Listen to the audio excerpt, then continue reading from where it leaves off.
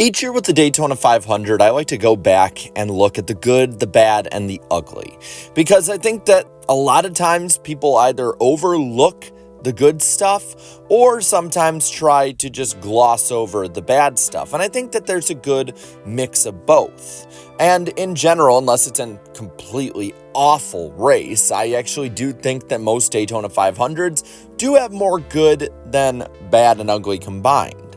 So let's get into it and see what I thought for this year, starting with the good. First off, William Byron's luck. I mean, you know what? You gotta have some luck when it comes to the Daytona 500. And it's not disrespecting Byron at all. This could be anybody. It could be Joey Logano, Corey LaJoie, Jimmy Johnson, Dale Jr. in the past, Jeff Gordon. Doesn't matter. You need luck in one way or another to win this race and for it not to go against you. That doesn't take away from you as a driver. He put himself in the position to win this race anyway, so it's not like he was running 30th and then the seas parted. He was running roughly the top 5 to top 6, 7 around there, which is pretty normal for a Daytona 500. And on the last lap, he was making his way up anyway. Had they not crashed, he might have been able to make some kind of move.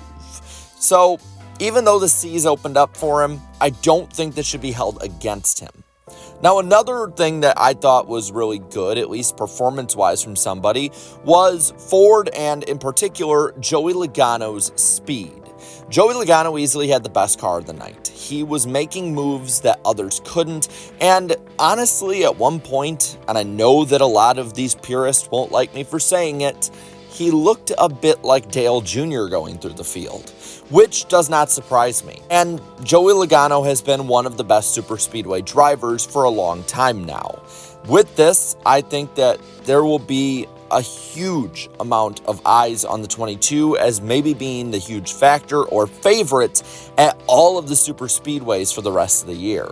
If not, he will be probably pushing somebody forward that would win the race. Another thing that a lot of people said was good was the green flag finish. Now, I'm going to say this now. It was questionable leaving it green, especially based on the precedent that NASCAR has set, and being consistently inconsistent is not a good thing for NASCAR. And you know what? I get that part of it too. But after 3 previous Speed Week races finishing under caution, most fans felt pretty miffed. And I don't blame them for that either. The fans deserve to have a green flag finish in some way. It did not change the outcome of the race in any way either. So to me, it's not that bad. Plus, at first, I thought it was maybe at the start of the backstretch, when in reality, it was at the end of it heading into 3 and 4, which again, borderline, but not the worst thing I've ever seen. Another good was the fans at the track. Listen, the fans got put through the ringer this weekend, and they deserve a shout out. First off, the huge lines that we'll talk about in a bit because of the security with the president there were something that I think a lot of fans were not expecting, or at least not expecting that much security. I was there in 2020, and in all honesty, based on the stories I've heard from people I know that were there, 2020 and 2025 were nothing alike when it came to security. People were stuck in line for hours and still toughed it out through the bad weather, came back afterwards, stayed and showed out and had a great time. And you know what? Good for you, NASCAR fans. Good for you. One of the best things for me, though, at home, was the Fox side-by-side. It's a huge, huge step up from what Fox normally does. I know a lot of people, especially on Reddit, weren't happy that there were so many of them and thought that it was executed poorly, and I get it could be executed better, but you got to think of the context here. Fox Sports has been low effort with NASCAR and stubborn for years. This shows they actually listened and tried to improve. There were no green flag laps run under full screen commercials, and for now, I'm good with that. The end goal is no commercials in general, but I'm good with it. And then a shout out to the underdogs and feel-good stories, 2 in particular. Jimmy Johnson, after a rough start with the next-gen era and not really being that good at all with it, this third-place finish he had is a lone bright spot and might be one of the last times we ever see him. So it's fitting that Jimmy would get a top 5. And Justin Allgaier in 9th. After a great debut for Dale Jr.'s team Jarrah Motorsports, this could be the start of something great. And we might need to remember where we were if he ends up going to Cup and this team turns into a powerhouse. Now let's talk about the bad. The blocking and wrecking. Blocks like what Stenhouse did, as well as others, caused a lot of wrecks, and it was more or less not the blocking and the wrecking, but the package itself that ensures this to happen due to gridlock. A lot of these guys are desperate to make any little move, and because of that, they put their cars in precarious and bad situations that in a lot of other formats and packages they otherwise wouldn't. And because of that, well, I think NASCAR needs to look at some kind of changes to make a little bit of individuality when it comes to the drafter and driver themselves paramount. They need to be able to control their own destinies more.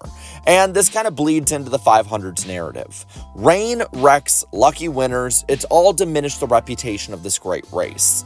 A lot more have talked about it this year than others, and for good reason. It's tough to ignore.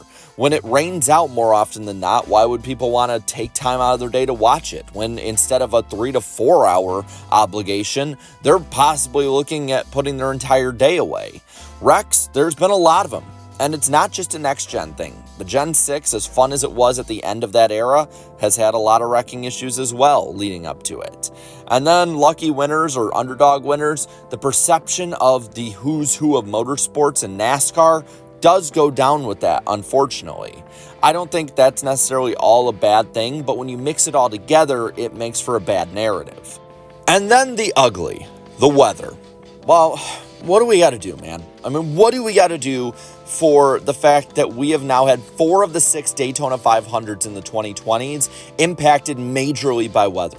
There's nothing NASCAR can do. Moving the dates around is not going to make that big a difference. It's Florida, for Christ's sake. So I don't know what you do, but it just sucks, man. And I wanted to vent.